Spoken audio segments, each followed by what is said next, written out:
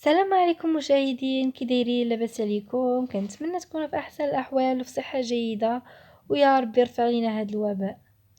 اليوم كيف كتشوفوا غادي نقدم لكم كيكه بالمول العجيب، تجي رائعه وخفيفه. نتمنى تجربوها لوليداتكم وبقاو معايا في المقادير.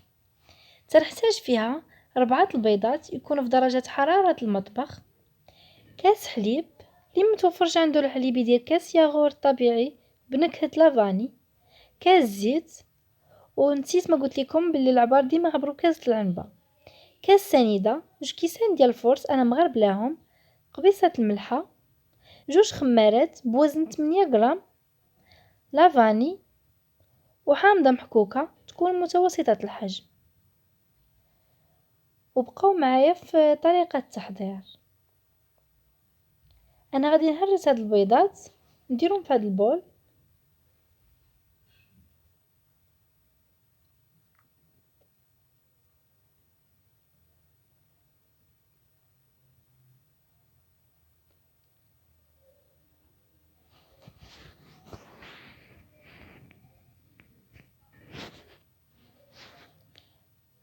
غادي نضيف عليهم دابا قبيصه ديال الملحه، غير شويه، وكاس سنيده، وغادي نطلعهم بالباتور نخدمهم مزيان ونتلاقاو.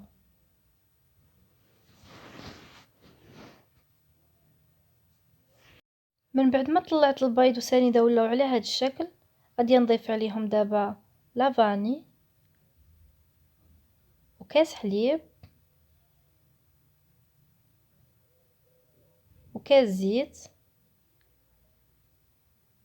وغادي نعاود نمزجهم شويه مزيان ونرجع معكم.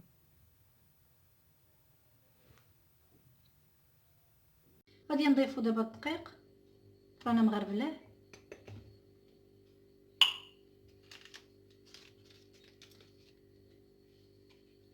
ونزيد الخمارات،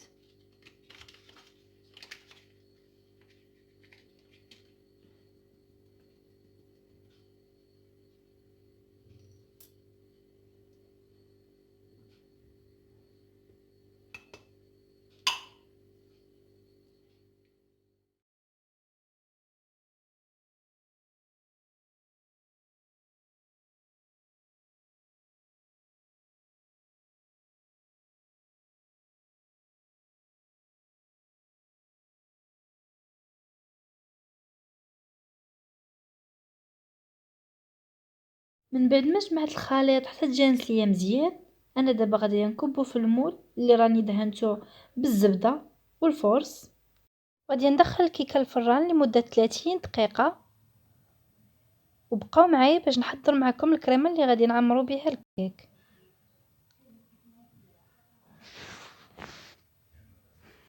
انا رجعت معكم البنات، غادي نحضر معكم الكريمه. كنحتاج فيها نص لتر الحليب، نص كاس ديال الحامض، كاس ديال سنيده، 2 صفار ديال البيض، و2 معالق كبار ديال لا مايزينا، حامضه محكوكه، ومعلقه كبيره ديال الزبده، وشويه ديال الحليب هو اللي غادي نخلط به هذا الخليط. غادي نضيف ليه 2 صفار ديال البيض،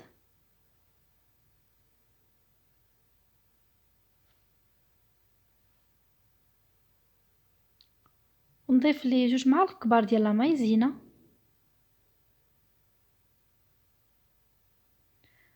وبالنسبه لكاس سنيده انا درت كاس، نتوما على حساب الذوق ديالكم في الحلاوه، كي بغيتو ديروا نص كاس ديروها، حيت لاباط درتها في الكيكه حلوه. صافي دابا غادي نخلطهم هنايا مزيان حتى يتجانس ديال الخليط ونرجع معكم. من بعد ما سخن ليا الحليب، انتما كيف كتشوفوا غادي نبقى نكب غير بشويه بشويه فيه ونحرك مزيان حتى تعقد ليا. وضروري البنات تكبوا البيض تخلطوه في الاول مع الحليب، باش ملي تكبوه نيشان البيض ما يطيبش ليكم. ضروري تخلطوه في الاول عاد تكبوه على الحليب. وصافي هكا كنزيد عليه الحامض والحامضه محكوكه وكنخليه حتى يبرد. من بعد ما قاد ليا الخليط كيف كتشوفوا ولا على هذا الشكل، غادي نضيف ليه ديك معلقه كبيره ديال الزبده، غنحركها مزيان حتى تذوب. صافي غادي نحيدو على النار وغادي نخليها حتى تبرد ونكب على الكيك ديالنا ونتلاقاو في الشكل النهائي. حنا وصلنا للطبق النهائي البنات، جات الكيكة رائعة وجات خفيفة، تنتمنى تجربوها. وبالنسبة للتزيين أنا زينتها بلوز إيفيلي وبالقرقاع، على حسب نتوما شنو اللي متواجد عندكم في الدار. وشكرا على المشاهدة ديالكم، وكنتمنى تخليو لي دي كومونتير ودي جيم، وشكرا.